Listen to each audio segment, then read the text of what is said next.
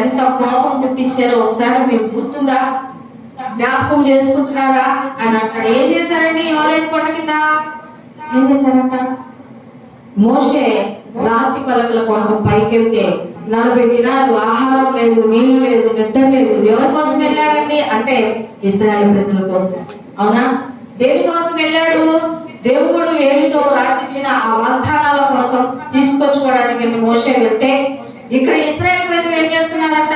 మమ్మల్ని తీసుకొచ్చిన మోషే ఏమైపోయాడో కూడా మాకు తెలియదు ఏమైపోయాడో. కాబట్టి మాకు ముందుగా ఉండి నడిపించే ఒక దేవతను తయారు చేయి అనగానే ఈ అహరోను ఏం చేశాడంటే ఒక పోత కోసిన దూడను చేసిస్తే, ఇదిగో మమ్మల్ని ఐగుప్తు దేశంలో నుండి తోడుకొచ్చిన దేవత. ఎంత అన్యాయం అండి, అవునా కదా? ఏం గుంపంట ఇది?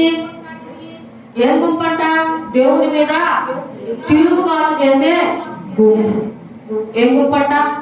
దేవుని మీద తిరుగుబాటు. నువ్వే గుంపులో ఉంటున్నావు? దేవునికి కోపం పుట్టిస్తున్నావా? ఒకసారి ఆలోచన చేస్తున్నావా? ఏ విషయంలోనూ దేవునికి కోపం పుట్టించావో జ్ఞాపకం తెచ్చుకుంటున్నావా? వాక్యం సెలవిస్తుంది ప్రియ దేవుని మీద. ఇక్కడ ఏంటంటే దేవుని మీద తిరుగుబాటు చేయు గుంపు. ఏ గుంపులో ఉన్నాం మనం? ఒకసారి ఆలోచన చేసుకోవాలి. ఇశ్రాయేలు ప్రజలైతే ఐగుప్తు దేశంలో నుండి బయలుదేరిన కానుంచి కూడా వాళ్ళు దేవునికి కోపం పుట్టించుతూనే వచ్చారు. ప్రేమ కలిగిన దేవుడు ఆయన, క్షమించే దేవుడు. అటువంటి దేవుడు కూడా వీరిని నేను నశింప చేయాలి అన్నంత కోపాన్ని వారు తీసుకొని వచ్చారు దేవునికి. మనం ఈ రోజు ఎంత కోపాన్ని తీసుకొస్తున్నాం దేవునికి? అర్థమవుతుందా? మన వల్ల దేవునికి ఎంత కోపం వస్తుంది? అవునా కదండి? మనం చేసే పనులు ఆయనకి ఇష్టపడుతున్నాయా? నచ్చుతున్నాయా? దేవుని మాట వినే గుంపులో ఉన్నావా నీవు? లేదా తిరుగుబాటు చేసే గుంపులో ఉన్నావా? వాక్యం సెలవిస్తుంది ప్రియ దేవుని బిడ్డలారా, తిరుగుబాటు చేసే గుంపు అంట. ఎవరి గుంపు అంటే ఇశ్రాయేలు ప్రజలు. ఐగుప్తు దేశంలో నుండి వచ్చిన కానుంచి కూడా దేవుని మీద సొరుగుతూనే ఏమంటున్నారంట? మాకు ముందుగా ఉండి నడిపించే దేవత ఇదే. తీసుకొచ్చిన ఎవరండి? నడిపించింది ఎవరండి? దేవుణ్ణి మర్చిపోయారు, మోషేని మర్చిపోయారు. ఈ మోషే ఏమైపోయాడు? మాకైతే అసలు ఏమి కూడా తింటుందండి, నిద్ర ఉందా? ఉందా? ఏమి లేదు. 40 రోజులు పగలు రాత్రి ఆ కొండ మీద కాచుకొని దేవుడిచ్చి ఆ వాగ్దానాల కోసం ఎదురు చూస్తుంటే మోషే వీళ్ళు కొండ కింద ఏం చేస్తున్నారంట? పండగ చేసుకుంటున్నారు. ఏం చేస్తున్నారు? పండగ చేసుకుంటున్నారు. ఒక దేవతను తయారు చేసుకొని పండగ చేసుకున్నారు. అప్పుడు దేవునికి కోపం వచ్చింది. ఏంటంట? వీళ్ళని నశింప చేయాలి అన్నంత కోపము దేవునికి మీరు పుట్టించారు. తిరుగుబాటు చేసే గుంపు. ఇంకో వాక్య భాగం చూసుకుందాం. యెషయా గ్రంథం 1వ అధ్యాయం 2వ వచనం చూసుకుందాం.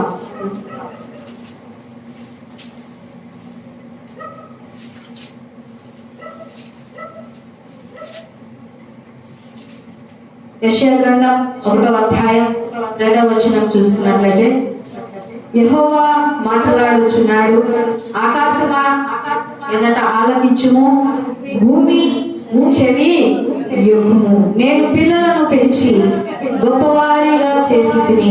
ఏం చేశాడంట ఆయన? చేశాడా లేదా? చేశాడా లేదా? మీ జీవితంలో ఒక మేలైనా జరిగిందా లేదా? జరిగిందా? జరిగింది. ఈ మేలు మాకు జరగలేదంటే మా కుటుంబంలో ఈ కాలం నుంచి మేము ప్రార్థన కోస్తున్నాం, ఏ మేలు కూడా మా కుటుంబంలో జరగలేదు అన్నవాడు ఎవరైనా ఉన్నారా? ఉన్నారండి. ప్రతి ఒక్క కుటుంబంలో దేవుడు ఏదో ఒక మేము చేశాడు. కానీ నేను పిల్లలను పెంచి ఏం చేయాలనుకున్నాను? పెద్దవాడిగా గొప్పవాడిగా నేను చూడాలి అనుకున్నాను. చేసి తిని అంటున్నాడు. అవునా కదా? చూడండి, యెహోవా మాట్లాడుచున్నాడు, ఆకాశమా ఆలకించుము, భూమి చెవియొక్కుము. నేను పిల్లలను పెంచి గొప్పవారిగా చేయబోతున్నాను అన్నాడా? చేసి తిని అంటున్నాడు. చేశాడు ఆయన, గొప్పవారిగా చేసి తిని. కానీ వారు ఏం చేస్తున్నారట? తిరుగుబాటు. ఇశ్రాయేలు ప్రజలను కూడా అక్కడ నుండి తీసుకొచ్చాడు. ఎక్కడికి తీసుకెళ్లాలని? పాలు తేనెలు ప్రవహించే దేశానికి. కరువు అనేది ఉండకూడదు నా బిడ్డలకి, కరువు రాకూడదు నా బిడ్డలు. కానీ పాలు తేనెలు ప్రవహించే ఆ దేశానికి తీసుకెళ్లి నా బిడ్డలు చాలా సంతోషంగా జీవించాలి అని చెప్పి దేవుడు ఆలోచించి ఐగుప్తు దేశంలో నుండి బయటకు తీసుకొస్తే వీళ్ళు ఏమంటున్నారంట? మమ్మల్ని ఈ అరణ్యంలో చంపడానికి తెచ్చాడా? ఏమంటున్నారు? తిరుగుబాట కాదా? తిరుగుబాట కాదండి, తిరుగుబాటు. ఆయన ఏం చేస్తున్నాడంట? పిల్లలను పెంచి గొప్పవారిగా నేను చేశాను. కానీ వాళ్ళు నా మీద ఎప్పుడు కూడా ఏం చేస్తున్నారట? తిరుగుబాటు. ఏ గుంపులో ఉన్నావు ఒకసారి ఆలోచన చేసుకోవాలండి. తిరుగుబాటు చేసే గుంపులో ఉన్నావా? దేవునికి కోపం పుట్టించే గుంపులో ఉన్నావా? ఒకసారి ఆలోచన చేయాలి. ఏం పుట్టించారంట దేవునికి? కోపము, తిరుగుబాటుతనము కదా. నేను పిల్లలను పెంచి గొప్పవారిగా చేసి తిని వారు నా మీద ఏం చేస్తున్నారంట? తిరుగుబాటు చేస్తూనే ఉన్నారు. ఇక ఎద్దు తన కామందును ఎదుగును, గాడిద సొంతవాని పెట్టి తెలుసుకుంటా లేదండి. ఎద్దు తన కామందు ఎవరో తెలుస్తుంది. కొత్తవాడు ఎవరైనా పోయి పిలుస్తూ వచ్చిందా? ఎందుకని? చిన్నప్పటి నుంచి వాళ్ళకి అలవాటు పడిపోయింది. వాడు పిలవగానే ఏంటి? అవునా కాదా? ఎద్దుకి తన సొంత కామందు ఎవరో తెలుసు, గాడిద తన సొంత దొడ్డు ఎక్కడుందో తెలుసు. కానీ మనం ఏం చేస్తున్నామంట? ఇశ్రాయేలులకు తెలివి లేదు. నా జనులు యోచింపరు, పాపిష్టి జనమా, దోషభరితమైన ప్రజల. ఎవరంటున్నారండి ఈ మాట? ఎవరంటున్నారంట? తిరుగుబాటు. ఎద్దు తన కామాలను తెలుసుకుంటుంది, గాడిద తన సొంత దొడ్డి తెలుసుకుంటుందని. నా ప్రజలకు ఏమి లేదంట? తెలివి లేదు. వాళ్ళ దేవుడు ఎవరో కూడా వారు తెలుసుకోలేకపోతున్నారు. అవునా? తెలుసుకుంటున్నామండి? తెలుసుకోవట్లేదు. ఇక్కడ వాక్యం సెలవిస్తుంది తిరుగుబాటు. ఏం చేస్తున్నామంట మనము? తిరుగుబాటు. ఆయన అంటున్నాడు, ఎవరినంట? ఆకాశమా ఆలకించు, భూమి. ఎందుకని ఆకాశాన్ని పిలుస్తున్నాడు? ఎందుకని భూమిని పిలుస్తున్నాడు? మనిషి మాట వింటూ, మనిషి మాట వింటే మనుషుని పిలిచేవాడేమో, కానీ ఇక్కడ ఆకాశాన్ని పిలుస్తున్నాడు. ఆకాశమా ఆలకించుము, భూమి చెవియొగ్గు. నేను పిల్లలను పెంచి పెద్దవారిగా చేసి తిని, గొప్పవారిగా చేసి తిని, కానీ వారు నా మీద ఏం చేస్తున్నారంట? తిరుగుబాటుతనం.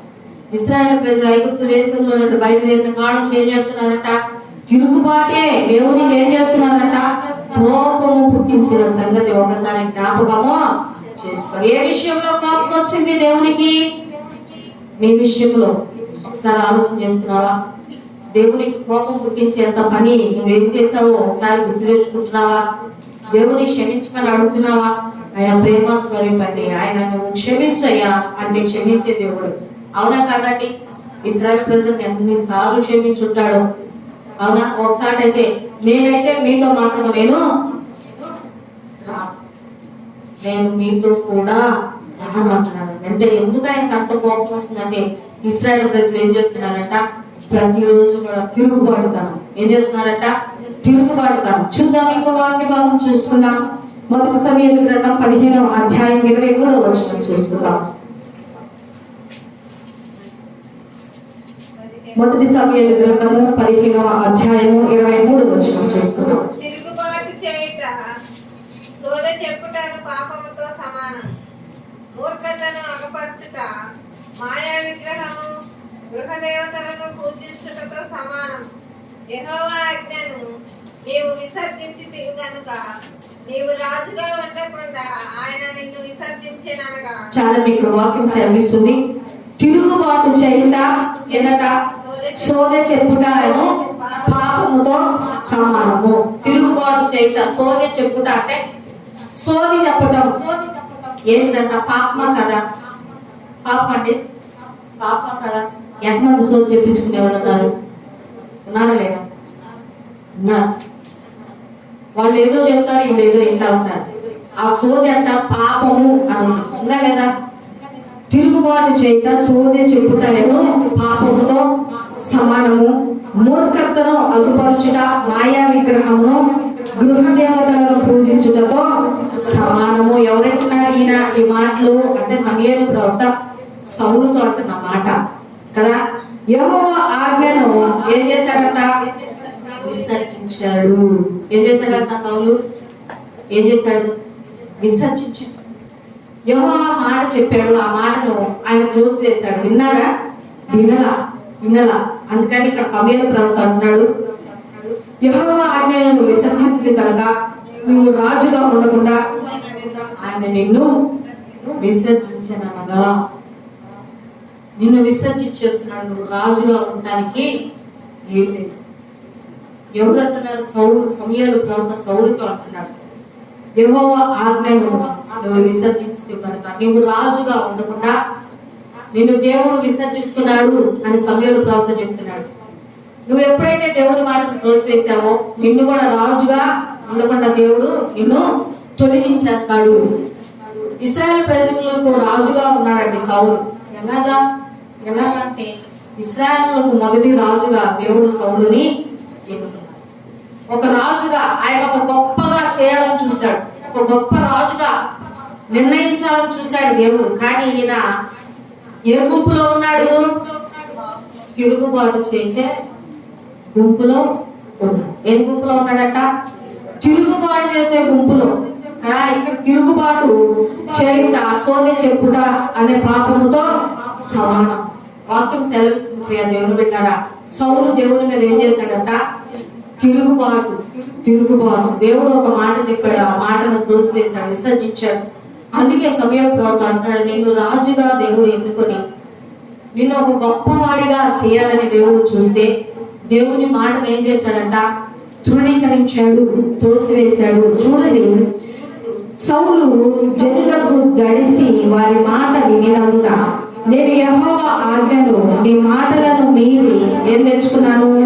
పాపము తెచ్చుకుంటుంది. కాబట్టి నేను నా పాపమును పరిహరించి నేను యెహోవాకు మొక్కుకున్నట్లు నాతో కూడా తిరిగి రమ్మని సమూయేలును వేడుకొనెను. అందుకు సమూయేలు, నీతో కూడా నేను తిరిగి రాను. నీవు యెహోవా ఆజ్ఞను విసర్జించితివి గనుక ఇశ్రాయేలు మీద రాజుగా ఉండకుండా యెహోవా నిన్ను విసర్జించునని చెప్పాడు. ఏం చేశాడంట? యెహోవా విసర్జించాడు. ఎవరు విసర్జించారంట? యెహోవా. ఎందుకని అంటే నువ్వు దేవుని మాట వినలేదు కాబట్టి నువ్వు దేవుని మాటను విసర్జించావు కనుక దేవుడు కూడా నిన్ను రాజుగా ఉండకుండా విసర్జిస్తాడు. అంటే ఈయన అంటున్నాడు, సరే ప్రవక్త గారు, మరి మన ఇద్దరం వెళ్ళి దేవునికి మొక్కుకుందాం రా అంటే ఈయనేమంటున్నాడంట? నేను నీతో కూడా రా, నేను నీతో రాను. ఎందుకని అంటే దేవుని మాట వినరా. ఆ రాజ్యంలో సోది చెప్పేవాళ్ళు ఉండొద్దు అని ఒక ఆజ్ఞ వేశాడు. ఎవరంతా? సౌలు. సోది చెప్పొద్దు, నా రాజ్యంలో సోది చెప్పేవాళ్ళు ఉండొద్దు అని వాళ్ళందరినీ తరిమి కొట్టేశాడు. కానీ లాస్ట్కి వచ్చేసరికి ఈయన ఎక్కడికి వెళ్ళాడు? సోది చెప్పించుకోవడానికి వెళ్ళాడు. ఎలా ఉంటున్నామండి మనము? ఆత్మీయులమే కానీ ఏం చేస్తున్నామంట? అవివేకులుగా పని చేస్తున్నాం, అవివేకులం అయిపోతున్నాం. ఆత్మీయతే దేవుని నమ్ముకునే వారమే కానీ కొన్ని సార్లు ఏం చేస్తున్నాం? దేవుడి మీద తిరుగుబాటుతాం. దేవుని మాట వినే గుంపులో ఉన్నావా? నీవు దేవుని మీద తిరుగుబాటు చేసే గుంపులో ఉన్నావా? ఒకసారి ఆలోచన చేసుకోవాలి. నువ్వు చేసిన ఆ పాపాన్ని నువ్వు మరవద్దు, జ్ఞాపకం తెచ్చుకో. దేవుని సన్నిధిలో చెప్పు, నేను ఈ పాపము చేశానయ్యా, నన్ను క్షమించు అని చెప్పగలుగుతున్నావా? చెప్పలేకపోతున్నావు. ఎందుకని? తిరుగుబాటుతనం. దేవుడు నిన్ను ఏం చేస్తున్నాడట? గొప్పవారిగా చూడాలని, గొప్పవారిగా నేను వారిని చేశాను. సౌలును కూడా ఏం చేయాలనుకున్నాడు? ఒక రాజును చేసి ఆయన ఒక గొప్ప రాజుగా ఉంచాలని దేవుడు సౌలుని ఎన్నుకొని ఇశ్రాయేలు ప్రజలకు మొదటి రాజుగా ఎన్నుకొని ఆయన్ని రాజుగా నియమిస్తే ఆయన ఏం చేశాడు? దేవుని మాటను విసర్జించేశాడు. అందుకే సమూయేలు ప్రవక్త అంటాడు, నువ్వు దేవుని మాటను విసర్జించావు కనుక దేవుడు కూడా నిన్ను రాజుగా ఉండకుండా విసర్జిస్తాడు అని సమూయేలు ప్రవక్త సౌలుతో చెప్తున్నాడు. దేవుడు విసర్జించేస్తాడు. సౌలు ఏమైపోయాడండి? సోది చెప్పించుకున్నాడు. తన దగ్గర నుండి దేవుని యొక్క ఆత్మ ఏమైపోయిందంట? దేవుడు ఎన్నుకోబడ్డవాడే, అవునా? ఆత్మీయత కలిగిన వాడే, కానీ దేవుని ఆత్మను పోగొట్టుకుని ఏం తెచ్చుకున్నాడంట? దురాత్మ. ఎందుకని? దేవుని మాట వినకపోవటం వలన. నీవైనా నేనైనా దేవుని మాట వినకపోతే సౌలు ఎలాగా పాడైపోయాడు, నాశనం అయిపోయాడు, అలాంటి శాపం మన మీద కూడా వస్తుంది. ఆయన గొప్ప రాజుగా చూడాలని ఆయన ఎంతో ఆశపడ్డాడు. సమూయేలు ప్రవక్తని అభిషేకించాడు, సౌలుని అభిషేకించాడు. ఒక రాజుగా చూడాలి, ఒక గొప్పగా చూడాలని దేవుడు అభిషేకిస్తే ఆయన ఏం చేశాడంట? చివరికి ఏమైపోయాడు? సోది చెప్పించుకోవడానికి వెళ్ళాడు. మనం ఏ పరిస్థితిలో ఉంటున్నాం? ఆత్మీయత కోల్పోతున్నామా? దేవుని నమ్ముకున్న వాళ్ళమే. సౌలు కూడా గొప్పవాడే కాదా? కాబట్టే ఇశ్రాయేలుకు రాజుగా దేవుడు ఎన్నుకున్నాడు. కానీ దేవుని మాట ఎప్పుడైతే విసర్జించాడో దేవుని యొక్క ఆత్మ విడిచి వెళ్ళిపోయింది. దురాత్మ ఒకటి వచ్చేసి ఎప్పుడైతే దేవుని మాట వినకుండా త్రోసి వేస్తావో నీకు కూడా ఏమొస్తుందట? ఏమొస్తుంది? నేను ఆత్మీయురాలనండి, ఎన్నో సంవత్సరాల నుంచి ప్రార్థన చేస్తున్నాను, బలలోపాలు చేస్తున్నాను, బాప్తిసం తీసుకున్నాను అనొచ్చు. దురాత్మలు ఎందుకు వస్తున్నాయి? సౌలు దగ్గరికి ఎందుకు వచ్చింది? ఎందుకు వచ్చిందట? దేవుని మాట విసర్జించాడు. ఏమంట? దేవుని మాట విసర్జించాడు. అందుకే దేవుని యొక్క ఆత్మ మనల్ని విడిచిపెట్టి వెళ్ళిపోతుందండి. విడిచిపెట్టి వెళ్ళిపోతుంది. దేవుని యొక్క ఆత్మ విడిచిపెట్టి వెళ్ళిపోతే ఇక నీకేమొస్తాయంట? సమస్యలు, కష్టాలు, రోగాలు, బాధలు, కృంగిపోతావు. ఏమొస్తుందంట నీ కాడికి? దురాత్మ. ఏమొస్తుందంట? దురాత్మ. సౌలుని దేవుడు గొప్పగా చేయాలని చూస్తే దేవుని మాటను త్రోసివేసిన సౌలుకి ఏమొచ్చిందంట? దురాత్మ ఒకటి వచ్చి వినిపించిందని వాక్యం సెలవిస్తుంది. ఏ గుంపులో ఉన్నావు నీవు? దేవుడి మీద తిరుగుబాటు చేసే గుంపులో ఉన్నావా? దేవుని మాట వినే గుంపులో నీవు ఉన్నావా? చూద్దాం, ఇంకో వాక్య భాగం చూస్తున్నాం. బలాత్కారుల గుంపు అంట. ఏ గుంపు? బలాత్కారుల గుంపు. కీర్తనల గ్రంథం 86వ అధ్యాయం 14వ వచనం చూస్తున్నాం.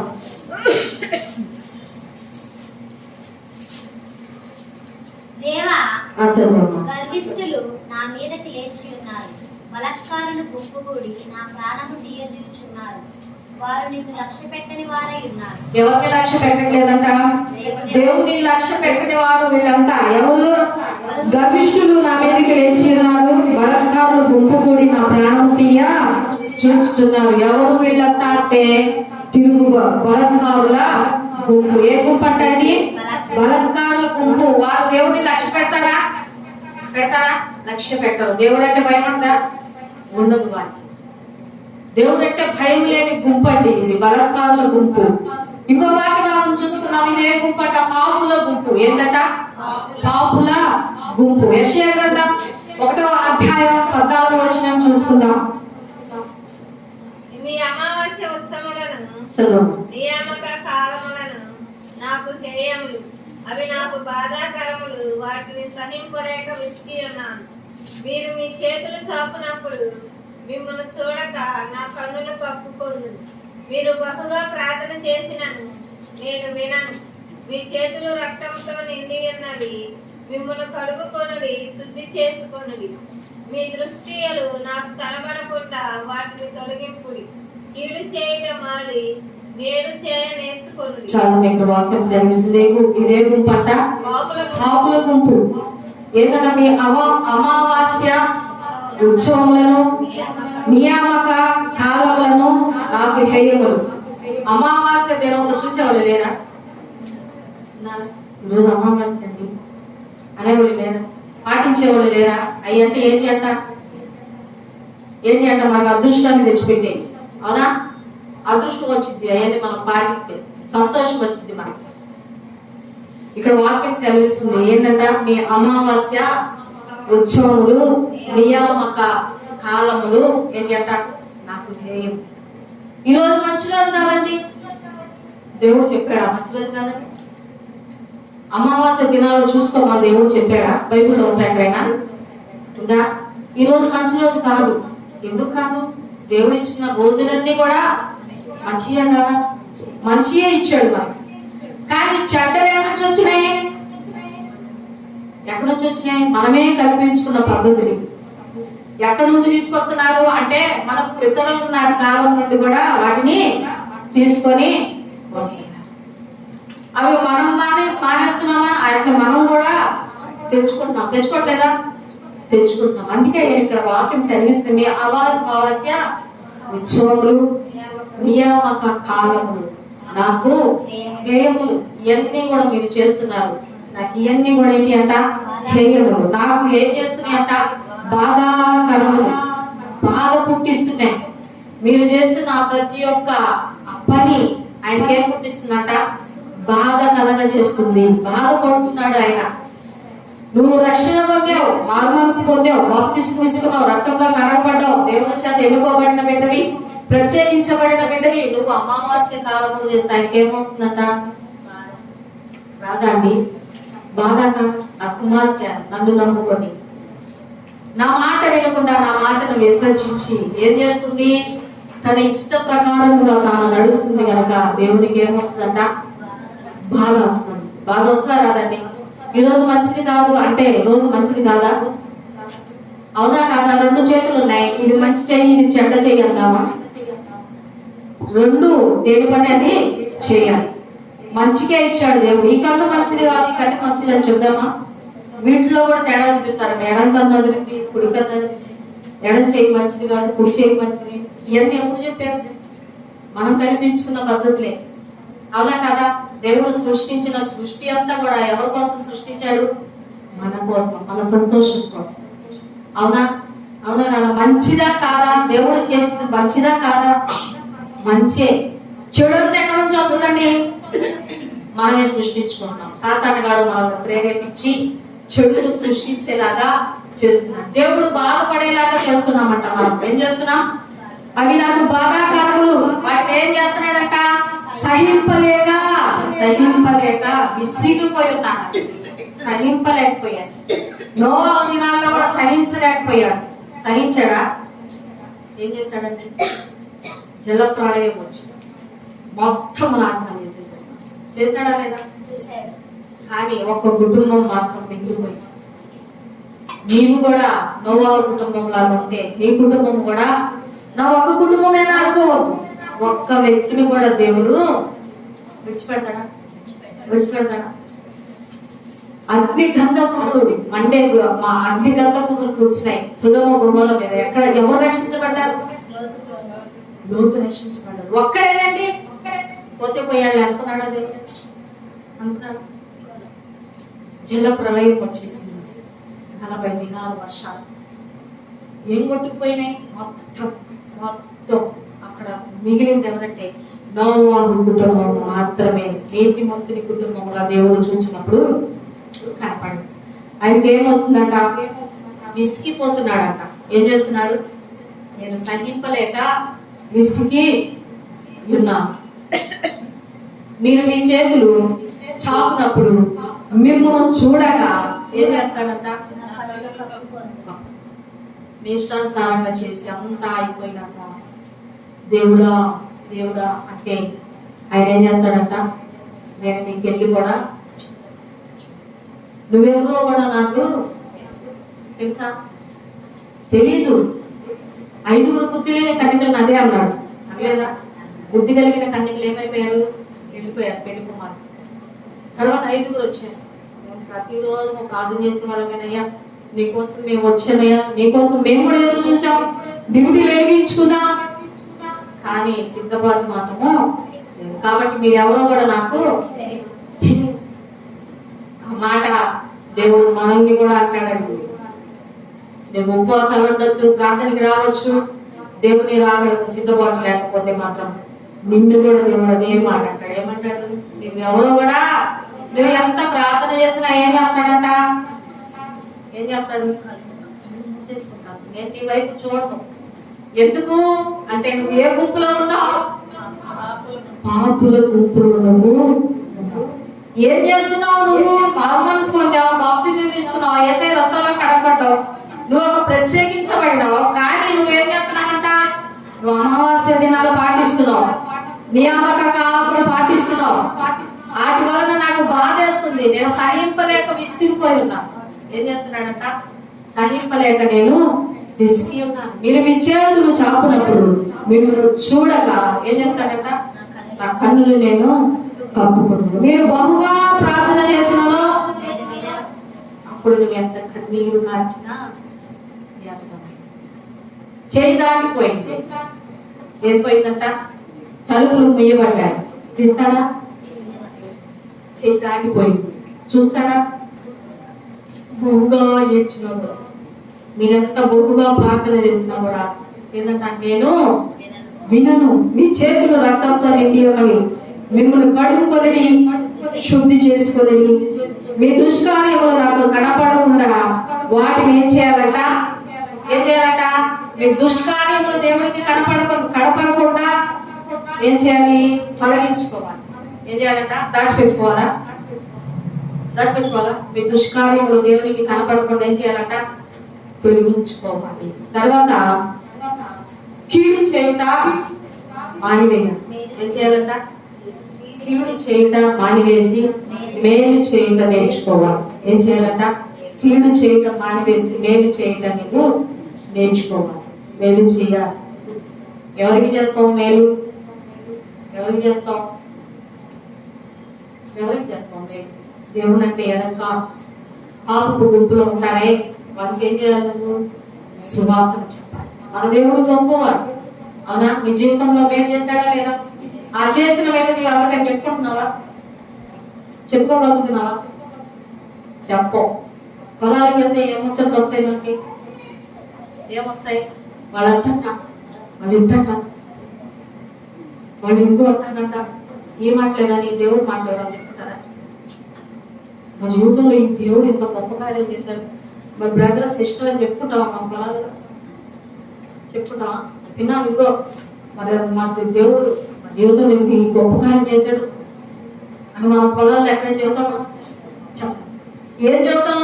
ఏయో సోది మాట, సోది కబుర్లు, ఇది తప్ప మనకి మంచి మాటలు మాత్రము రావు. వస్తాయా? రావు. మేలు చేయండి. ఏం చేయాలంట?